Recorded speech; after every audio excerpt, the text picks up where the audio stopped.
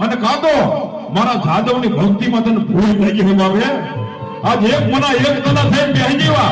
આજ મારી વસ્તી બેજે હોય અને કદાચ મારા રામા ભોય તને મારી હવન કર્યો ને હકનો હે